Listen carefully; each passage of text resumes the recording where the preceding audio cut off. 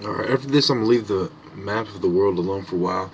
But this part was to show you that it's important to know the maps. And one thing people will point out and try to say you don't know what you're talking about is they'll point out some random feature in geography and, stuff like that. And it's the little details that'll get you.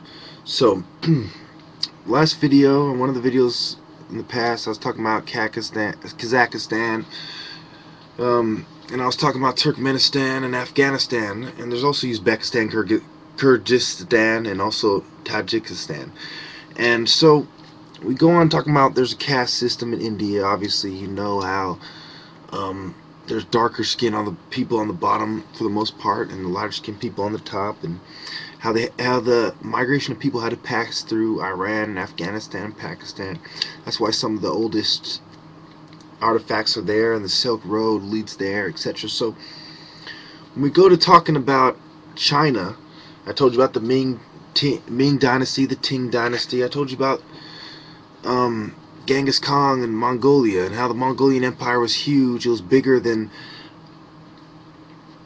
the Roman Empire, but it's not talked about as much.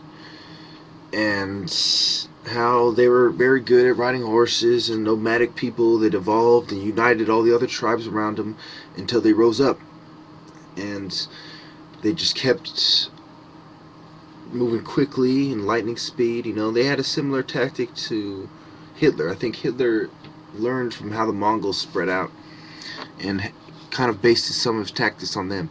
So we go on to talk about Laos and the 10,000 Day War, Vietnam. You had Diem, you had Kennedy, Johnson, Nixon, Kennedy, Ford, Carter. All these people were involved in Vietnam. You had Kissinger and the National Security Council.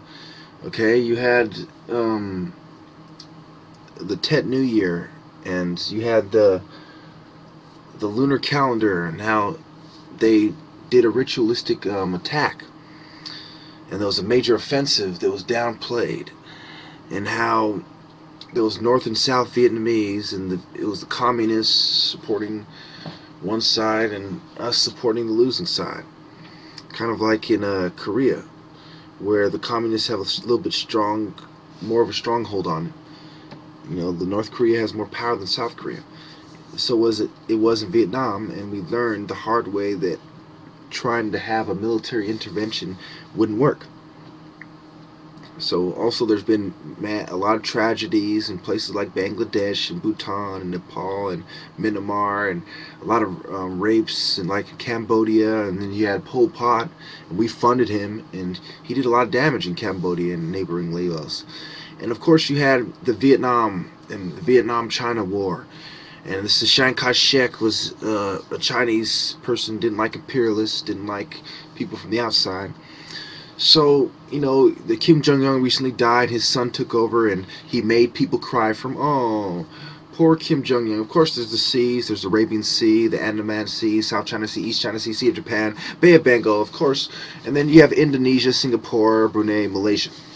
And Malaysia is a very strict country, and during 9/11, they helped us bring down some of the terrorists.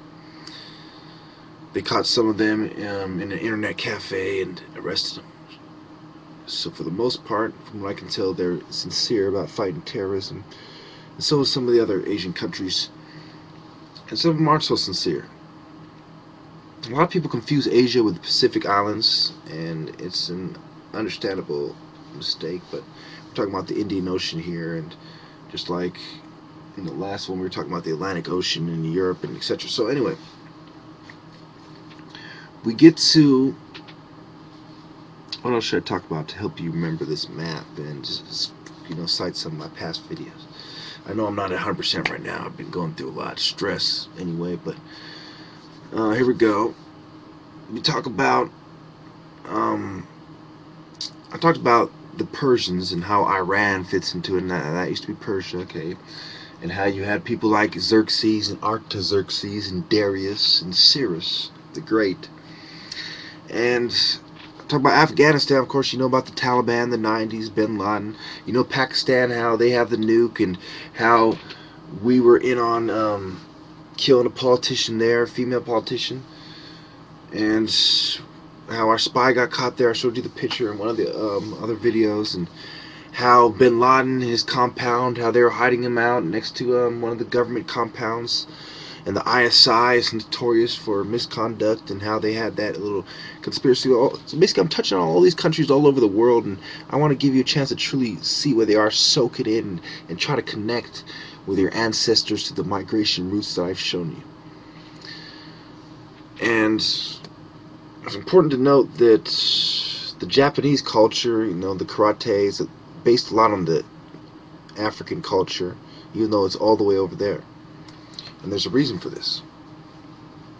These people were very traditionalist. They kept the culture. So their ancient African culture stayed with them a long time. And just like the Chinese and the Tibetans and the Japanese. So in Korea, you have martial arts like Taekwondo. And Japanese, you have Japanese karate. China, you have, of course, Kung Fu. You have the Northern style, Shaolin and Hung Gar. And you have Tai Chi as well. And, of course, you have the different factions of groups that broke up and did the Kung Fu styles. And some of them are very demanding. So basically, there's a lot of hashish being sold in places like Nepal, and they have a big crackdown on it, and it's a big deal. Recently, they had a big crackdown in Asia.